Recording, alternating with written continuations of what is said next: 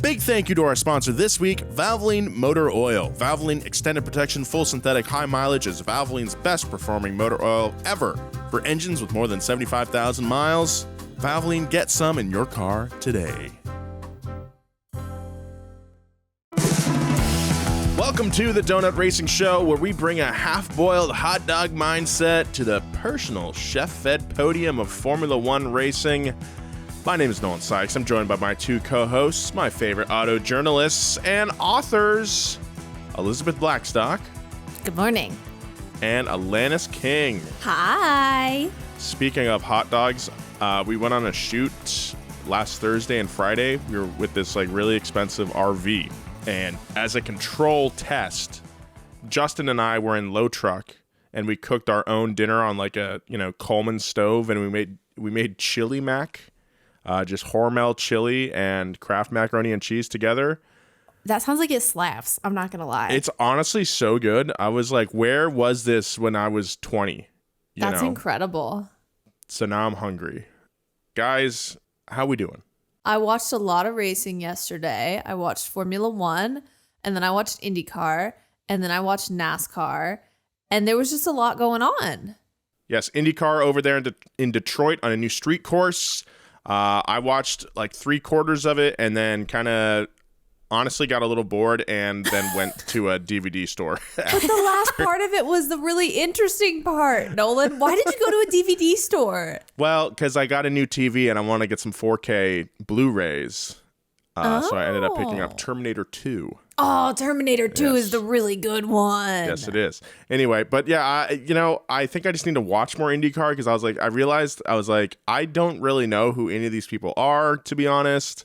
I don't really. So as a result, I didn't really care. We told you to cheer for. I know. Respectfully, none of the people we said to cheer for were doing very good. So, I mean, you're not wrong, Elizabeth. Who ended up winning that race?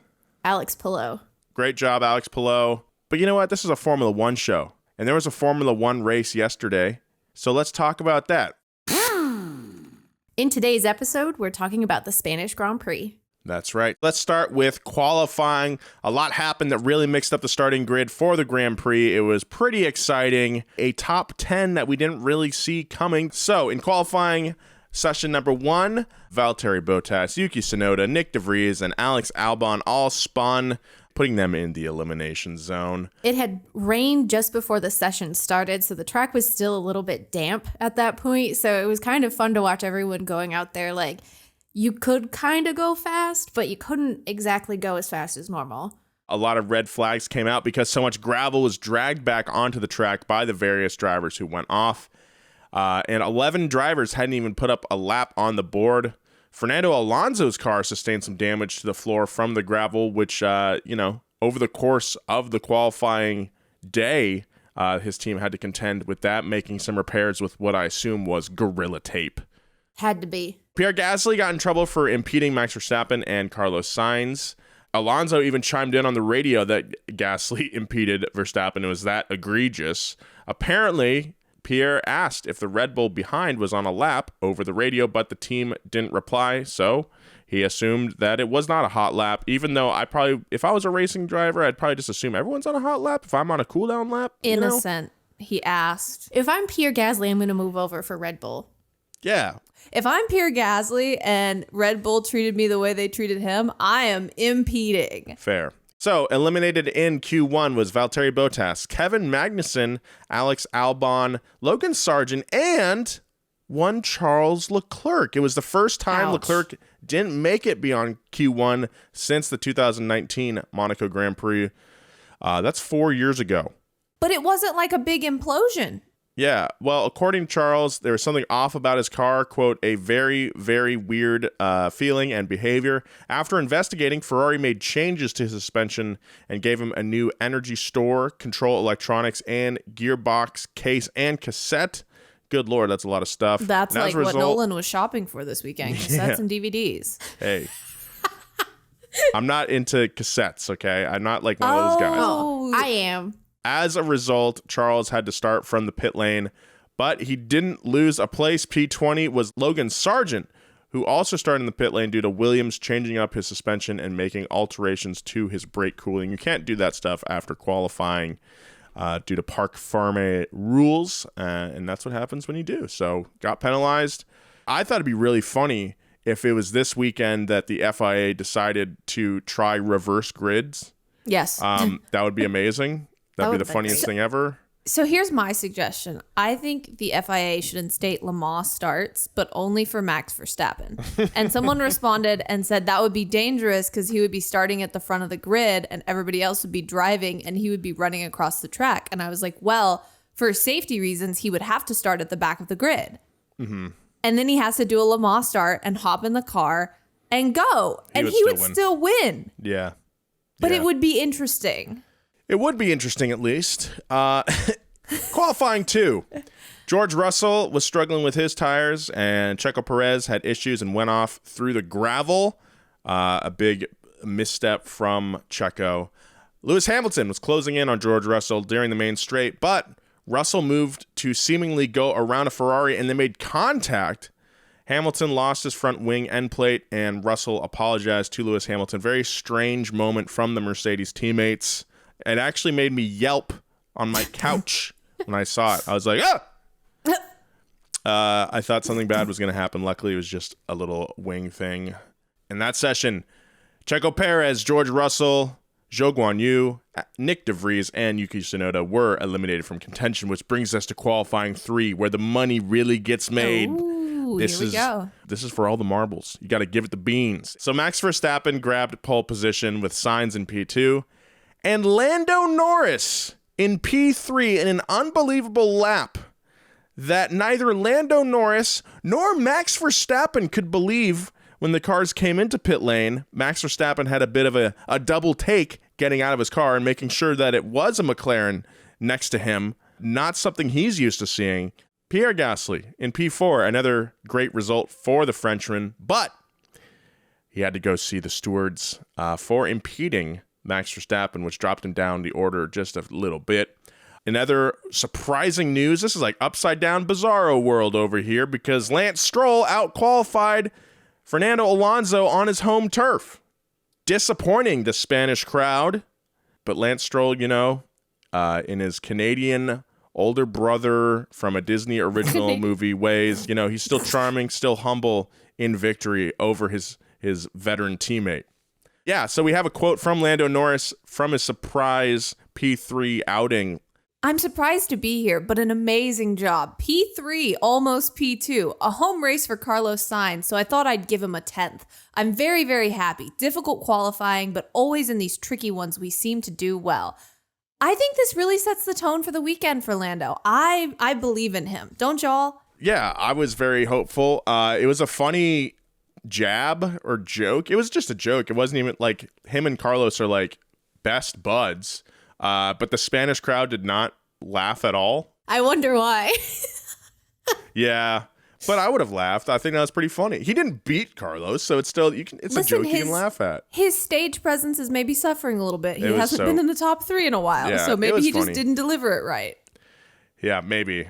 Unfortunately, even though he crossed the line in 4th position, Pierre Gasly was handed 2 3-place grid drops for impeding both Verstappen and Carlos Sainz, putting the Frenchman in P10 for the start of the race. In qualifying 1, Sainz implied that his lap was ruined when Gas impeded him, and in Q2, Gasly again thought Verstappen was on a slow lap and impeded him.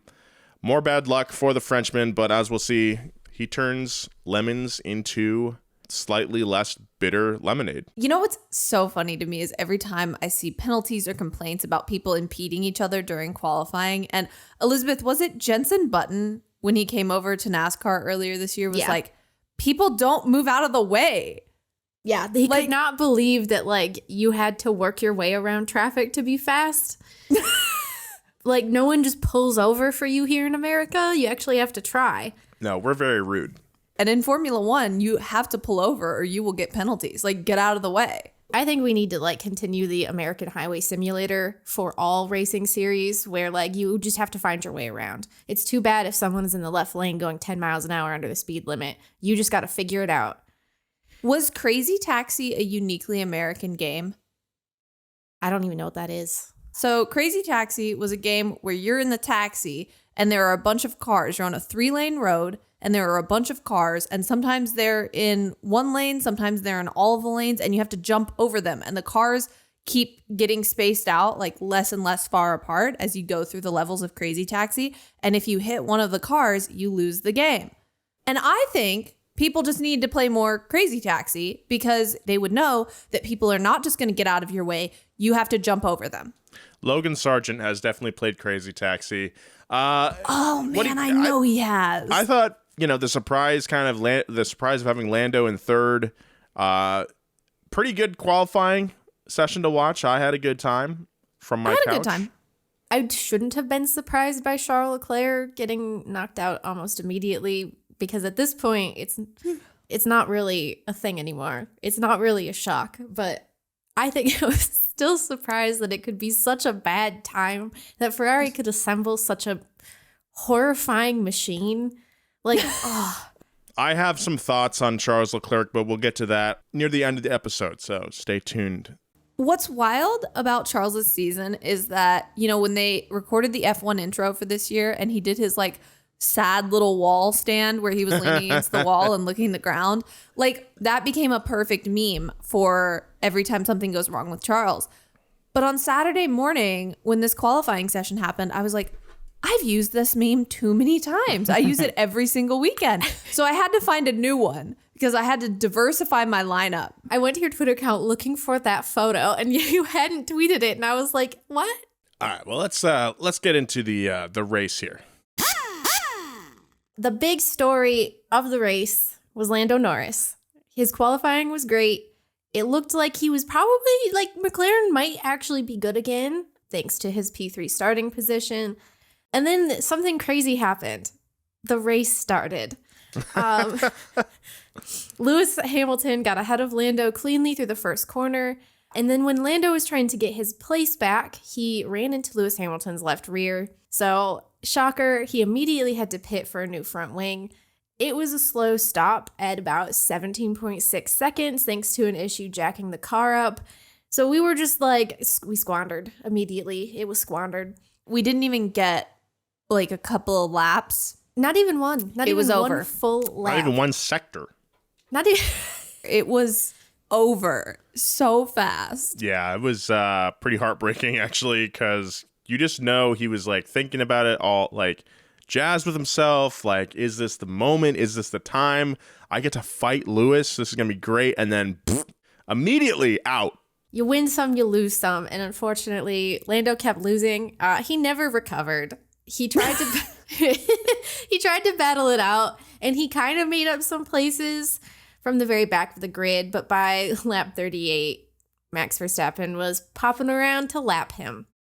These are kind of the moments that make or break a driver or any athlete, really, when you have just a moment taken away from you, a chance taken away from you, maybe by your own mistake too.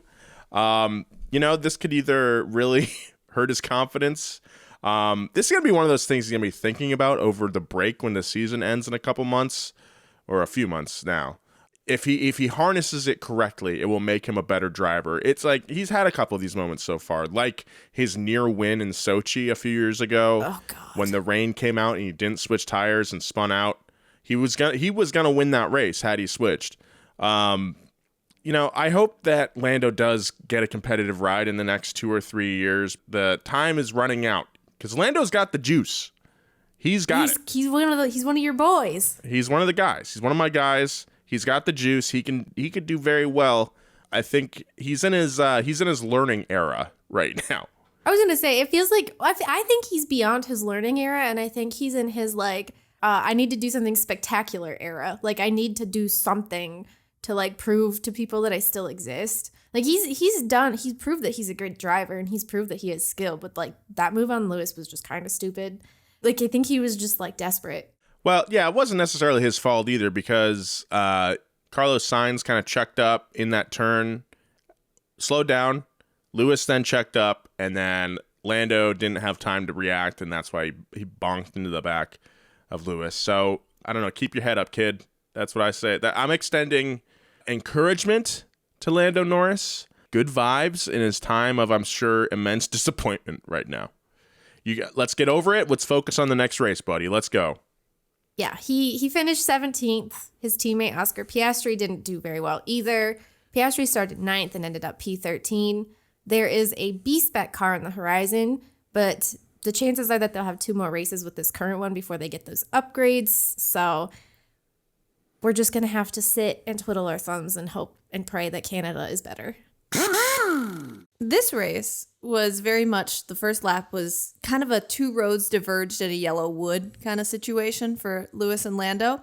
Lando goes down the road that goes straight to pit lane and to the bottom of the running order. Mm-hmm. Lewis goes down the road to the podium.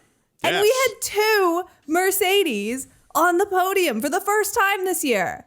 You know, we hinted last week that, Lewis's pace in Monaco might be a hint of what's to come. And it looks like in Spain, of all places, a place with a lot of high-speed corners and long straights, that the Mercedes, they're kind of picking it back up. They're clawing their way back. With this performance, Mercedes is now second in the Constructors' Championship, taking that spot away from Fernando Alonso's Aston Martin. Fernando. He's taking the spot away from Fernando. I mean, he's been carrying. He's been carrying the team this season so far. Okay, how many points does he have compared to Lance? Because I need to Elizabeth, know. Are you enjoying your foray into Lance Stroll fandom? Honestly, I'm having a great time. So Fernando has 99 points and Lance has 35. Okay, so it's fine. That's pretty equal. It's better than 0. For sure. On a scale of 1 to 1,000,000, yeah, it's pretty close. Lando has 12 points. Let's see. Nick DeVries has 0. Logan Sargent has 0. I mean, it's better than some people, for sure. 35 to 99 is not a big gap. He can make that up. And there's so many races left in the season. We haven't even hit double digits yet. He's got his home race coming up. He's going to be powered. I'm looking forward to that. Speaking of Lance Stroll, he started P5. He outqualified Fernando Alonso, who started P8. And Stroll passed Lewis Hamilton on the first lap.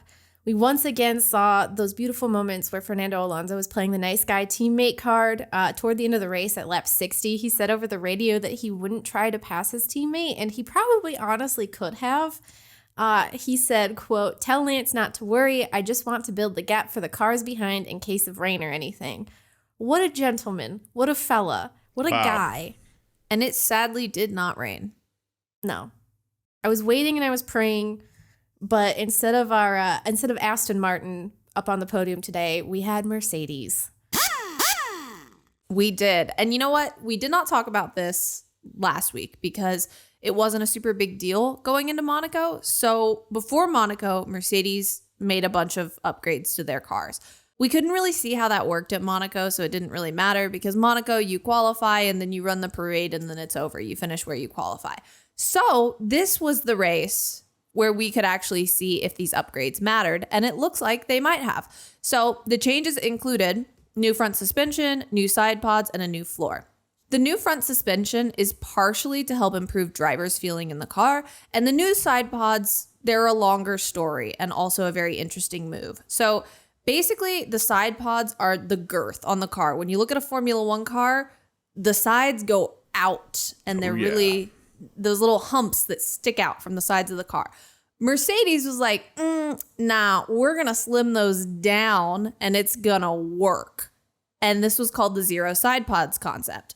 They've been doing that for a while now, and they've also been kind of bad for a while now.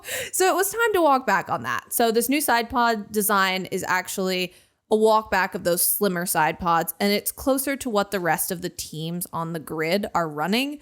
Basically, Mercedes just kind of gave up. They definitely tried. They stuck it out for quite a while, and they made an effort to make that thing work. For too long. For far too long. Yeah, I was going to say about halfway through last year, perhaps they should have realized that it was a bad idea, but they were committed. I respect the commitment, but thank God you've decided to bring it back, Mercedes. Thank you. So as we discussed, Lando Norris and Lewis Hamilton, they had some contact on the first lap, but that didn't really impact Lewis Hamilton's drive. Around lap 21, George Russell, he's on the radio talking strategy like he always does. Mm-hmm. He's like, do you not think one stop is possible? I think we should stay out. The tires are good. The team doesn't say it's possible, but also who wants to broadcast moves that clearly over the radio? Like, you got to use some code words. You can't just like talk out loud, right? By lap 22, George Russell and Lewis Hamilton are P2 and P3. This is really exciting. They stayed there until the end, despite some pit stops where their positions fluctuated a bit. Russell and Perez, for example, had a great race against the clock at the end. Lap 32, we have arguably the funniest moment during the race, which was when George Russell mistook his own sweat for rain. Mm-hmm. And I was really excited when this happened because George Russell comes on the radio and he's like, raining in turn 5, raining in turn 5. And I'm like, yeah, here we go. It's time. Because, you know, if it's only raining in one corner of the track, then you have to debate, okay, well, I guess I got to stay on slicks. But also, if I get in this corner and it's raining, it's going to be really slippery. But I guess George was only like thinking about what was going on in his own helmet, because it turned out this was not rain. This was his own sweat. So a couple laps after he originally reported rain, he goes, is anyone else reporting rain? I think it's sweat from the inside of my helmet. And his team goes, sounds like it's just you. I suspect it might be the sweat. And this was just like the funniest thing, and also like so weird, but also so George Russell. That man was juicy. Like, ew. Yeah, he was juicy. Ew. How sweaty do you gotta be to think it's rain? Like I've been sweaty. I've been real sweaty, but I've never been that sweaty. I've been real sweaty. I live in Texas. Okay, but I'm also trying to figure out, like, maybe he has sweat on his eyelashes or something, but if his visor is down, then, like, there's not rain coming through his visor. Like, his visor has to be fully up. Brundle mentioned it in the broadcast. He's like, yeah, I remember when we had those carbon ceramic brakes. They're so powerful. A sweat from my brow would hit the visor. So it's like, okay, that's... it would hit the visor. So, like, you're braking, and then all of the stuff is motion, like, moving forward. From your brow. Yeah, and some sweat from your brow just, like, catapults forward. Exactly. Yeah. This is so disgusting, honestly. This is so Look, gross. a man's gonna sweat. We sweat, all right? It's natural. It's fine. I will not be shamed for a natural thing that totally normal thing that happens. And you know what? I'm glad that Britain's stepdad, George Russell, also sweats, okay? Rich stepdad. I'm glad that a posh guy like him also sweats enough that sweat would fly off his hard-working brow into his visor, okay?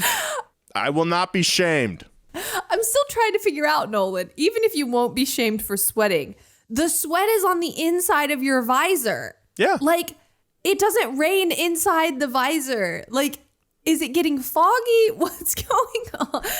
It looks like a little rain droplet, and, you know, he's going 200 miles an hour. He doesn't have time to do the mental math on the But he has sweat. time to do politics on the radio. Well, that's true. There's always time for that, though. I love him so much because he is able, like, sir, focus on the race at some point. Like, you don't have to do 9 jobs. You don't have to be your own strategist. You don't have to be a weatherman. The weather person. Yeah, you can probably just race the car, and I think you'd be all right. But I wish I need to tune into his radio for the whole race. Like, I need to know how much this is. Like, if he's just chatting it up the whole time. Well, yes. So he's also the resident comedian. So a few laps later, he passes Carlos Sainz, and his race engineer says, "Solid work," and he goes, "Just solid?" Like, what is going on with this guy? Yeah, you should have lauded him in praise. Come on. It was a good move. So the end of the race was super exciting. Basically, Checo was gaining on George, and it wasn't totally clear who would end up on the podium. With 3 laps left, the gap was only 4.5 seconds. You know, he was moving in. He almost got it. It was close, but George and Lewis ended up on the podium. Russell went from P12 to P3, like, with rain, sweat, whatever in his eyes. It was solid work. It was really impressive. Like, I had to, like, make sure we actually were at the end of the race and not, like, at the beginning of a pit cycle, just to make sure, like, we were actually seeing a Mercedes podium. It was surprising, which is weird to say after so long of watching only Mercedes dominate. Mm-hmm. It's very weird to go, oh, wow, Mercedes on the podium? How wild. Weird. What a concept. 2 of them, no less. 2 of them. Yeah. For George to go from 12th to 3rd. I feel like a few months ago, that would have been like a P12 to P6 and been like, wow, what a strong run from him. But onto the podium is great. Good for him. Shows some good growth over there at Mercedes. Now they just need to kind of make the car 5 times better to even fight Red Bull. So the work is still ahead of them. I mean, they did make quite a big jump. Yeah. Maybe it's possible next year. I think the thing is not improving the car. The thing is locking Max Verstappen in a bathroom in a random country and never letting him get out, and then no one can find him, and then he just doesn't come back to the grid. That is the only hope. It's not the car. We're going to get our best minds on it. Yes, we are. Us. The Donut Racing Show. We are the best minds.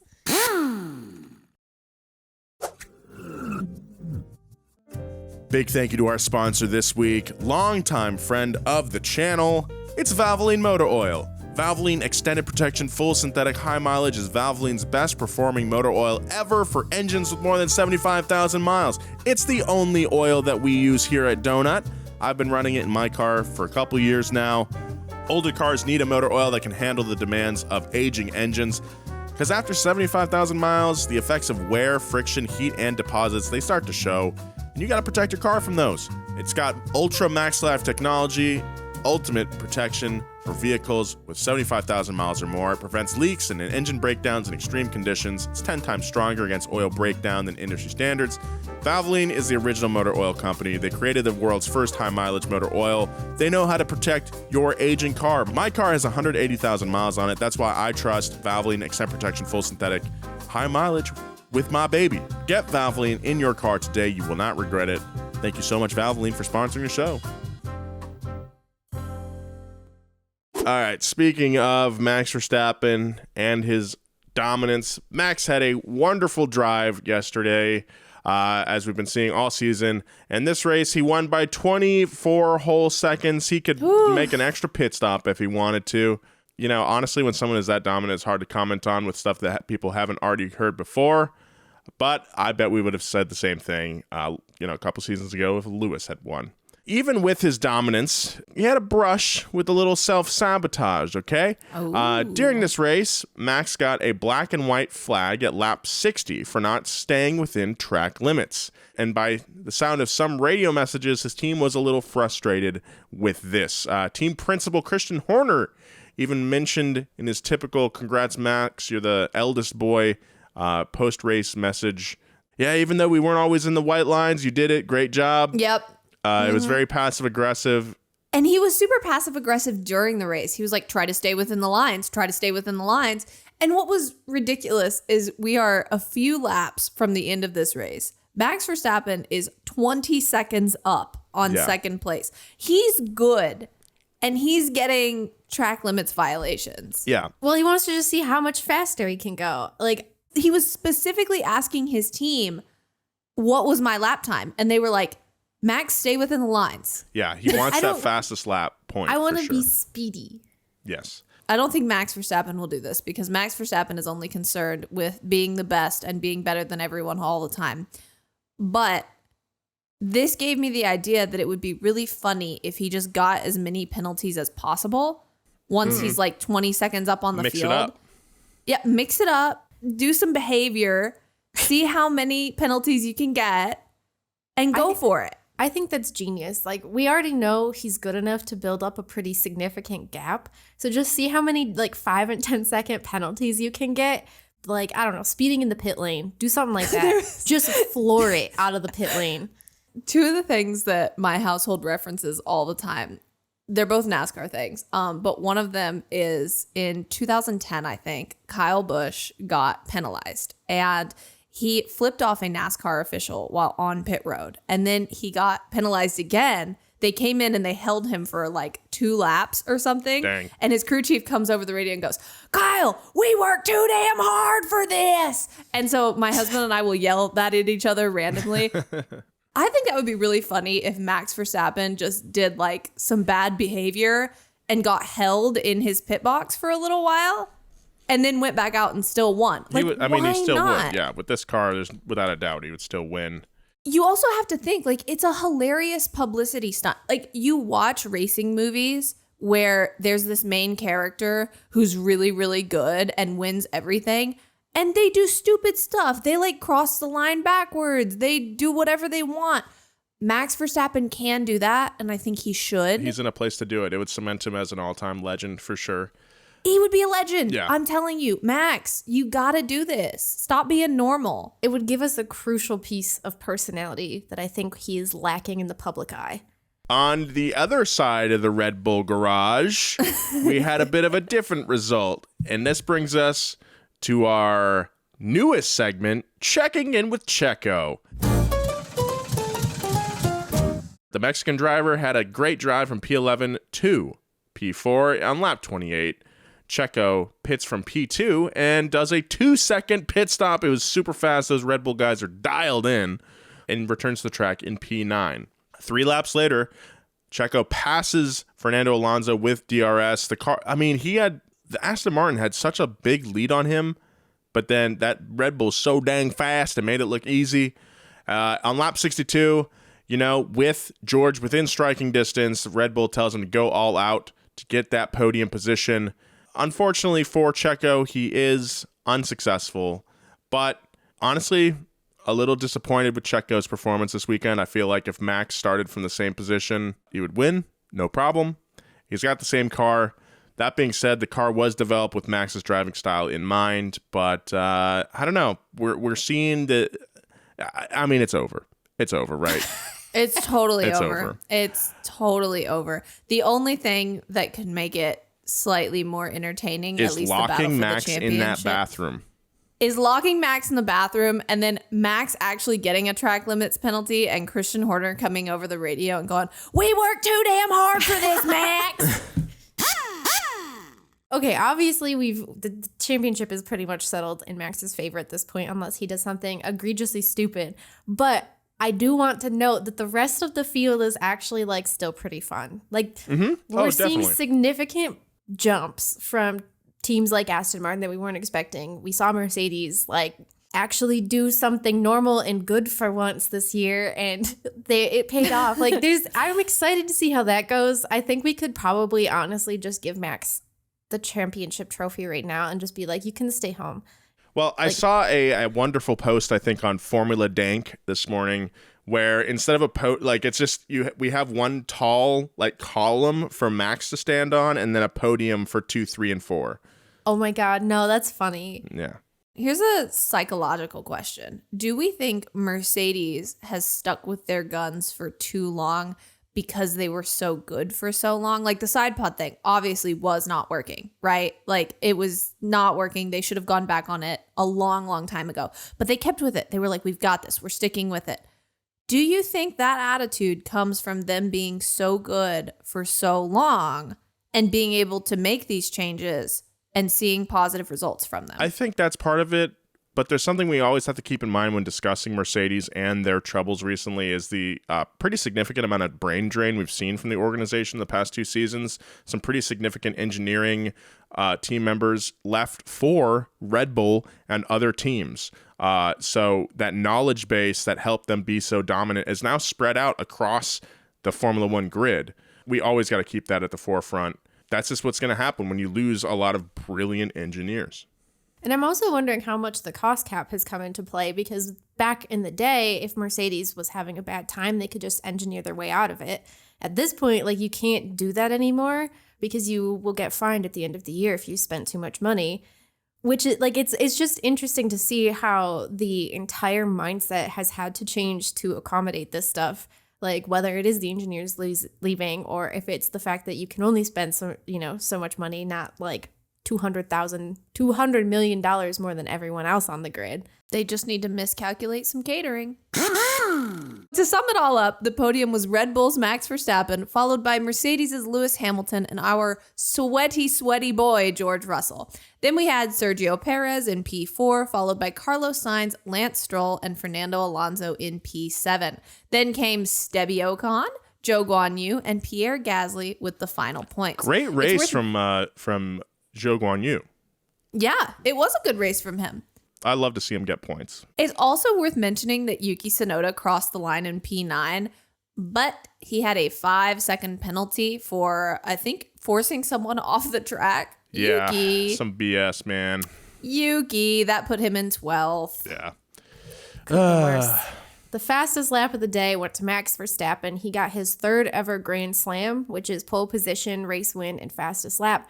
Driver of the day went to Lewis Hamilton, and we've got big breaking news now. Mercedes is 2nd in the Constructors' Championship. It's only by 18 points, which is very minor, but that's progress. We're moving forward. That's great. As promised, I have a take. Not a hot take. Like Let's a Taco go. Bell mild sauce take Well, about Ferrari, okay? I'll take And it is this. Charles Leclerc is no longer the number 1 driver. like the one year the number 1 most- driver at Ferrari. It was pretty like apparent, certainly from 2019 to 2021. Charles Leclerc, it was like undoubtedly he was number 1 at Ferrari.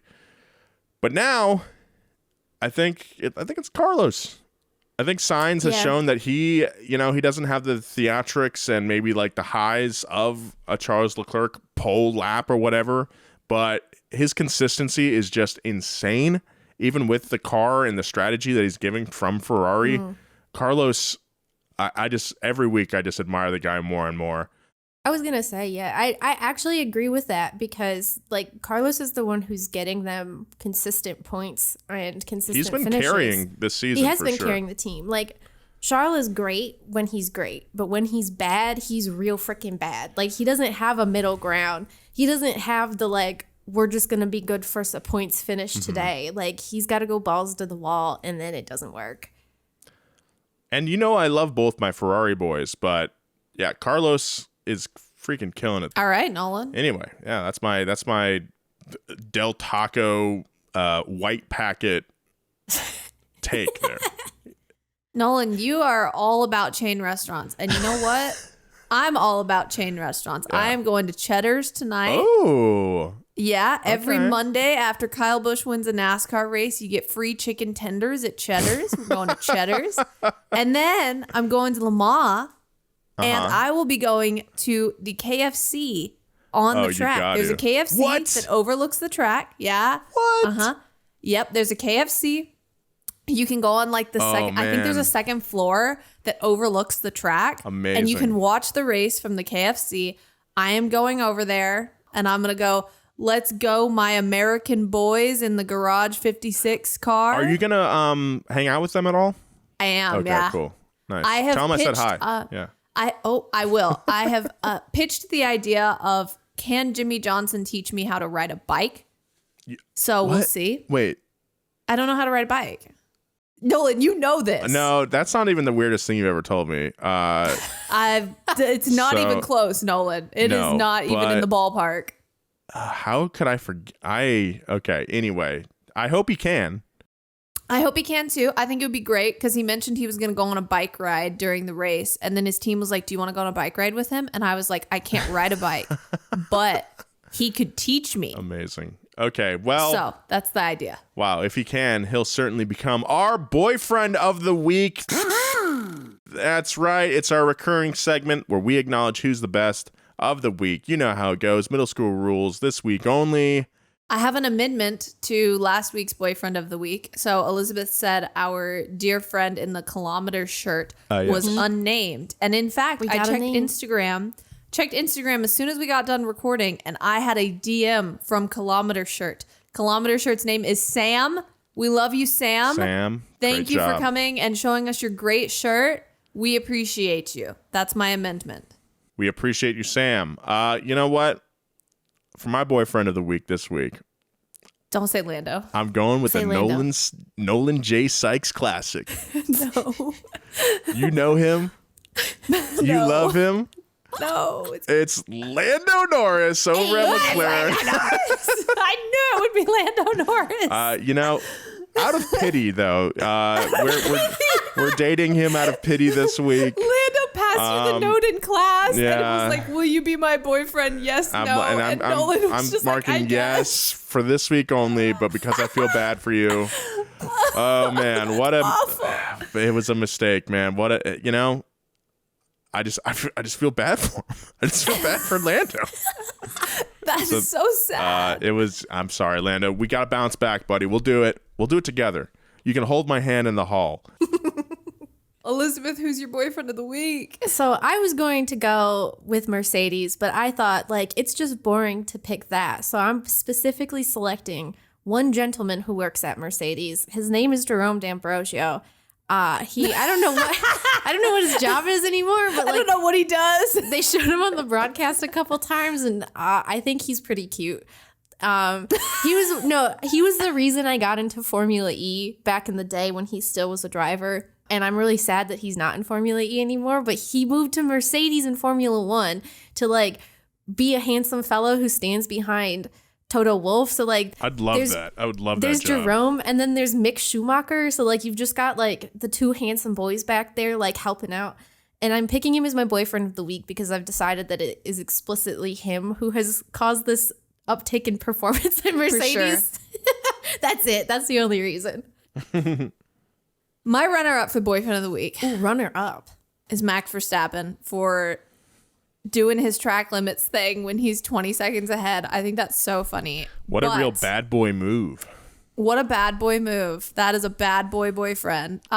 Nothing could beat the image I saw on the internet this week, which was Kristoff Porzingis and Yuki Tsunoda. Yes. Okay.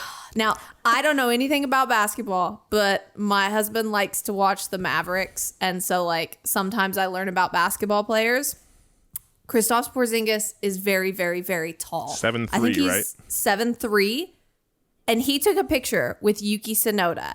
And ESPN captioned it as Kristoff's is 7'3" and Yuki is 5'3". And every single comment was, there is no way that is 2 feet difference. Because if you look at this image, you could put two Yukis on top of each other in a trench coat, and they would not be as tall as Kristoff Porzingis. Yeah. It's an incredible photo. You can just Google it and look at it. And I think it really shows the breadth of human existence. Okay? It's incredible. And it led me on this journey to learn about the tallest person in recorded history. And it was a person named Robert Waldlow, who was 8'11" at the time of his death. And he died because he got an infection. And I just really appreciated that rabbit hole that they sent me down to where I learned about Robert. Go look at the photo of Yuki and Kristoff Porzingis. It's Enjoy amazing. learning the superlatives of human nature. I'm picking Yuki as my honorary secondary boyfriend of the week because We're doing a second round. no, I am doing a second round because I realized he's 5'3". He's my height. And I love when there are drivers my height so I can like see how I'd fit into things. That used to be Will Stevens, but Will Stevens, I don't even know what he's doing anymore. Endurance racing. So now it's got to be Yuki. He's my little boy. It's Yuki. Yeah, thank you for I showing love me it. how tall I would be around other people. Anyway, thank you for listening to the Donut Racing Show. We'll be back next week to talk about some of our favorite silly, goofy gimmicks that F1 has been pushing over the years. Oh, yes. In the meantime, make sure to subscribe and tell all of your friends to tune in to the Donut Racing Show. And if you want to leave us a 5-star and kindly worded review, it really helps us out. We also have an email address now. It's donutracingshow@donutmedia.com. Feel free to reach out to us. Here's an email we got recently, which was really fun. It says, hello. Big fan of the show. Been listening since the start. Love the wacky conspiracies and hot takes. And I'm going to amend this and say even the mild takes from Nolan. However, a recent opinion by Nolan had me raging. He said Shrek 2 is the best of the franchise. That is a nice opinion, but very wrong. Sorry, Nolan. Shrek 1 is the best forever. Keep up the good work, Lev. Look, Lev, I understand you might feel some kind of loyalty to the beginning of the franchise. You know, I get it. It was the first one, started it off, would not have the series without it. Shrek 2 is just way funnier and just expands the universe. And I just don't see it. I don't agree with you at all. Luckily, though, you know, maybe you and I could meet someday by pure happenstance while we're both looking for 4Ks of our respective Shrek choices. Oh, no. And we can discuss it further then. But I'm still Shrek 2 for life. Also, This is why I don't discuss my TV opinions, because Nolan has heard them and it sent him. they into would a give you spiral. all an aneurysm for real. So before we even dip into that, You don't wanna I hear it. You don't do wanna hear not it. want to hear them. Yeah. So anyway, if you're not familiar with Donut Media, we have a YouTube channel as well as an automotive history show called Past Gas. It's a podcast. Go check it out. Check both those things out. Follow DRS on Twitter at Donut Racing Show and email us at donutracingshow@donutmedia.com. You can follow Alanis. Maybe get some of her TV opinions. No, I don't on share Twitter those. and Instagram at Alanis N. King. Follow Liz at eliz_Blackstock on Twitter and Eliza Blackstock on Instagram. You can follow me at Nolan J. Sykes on both. We'll see you next time. Bye.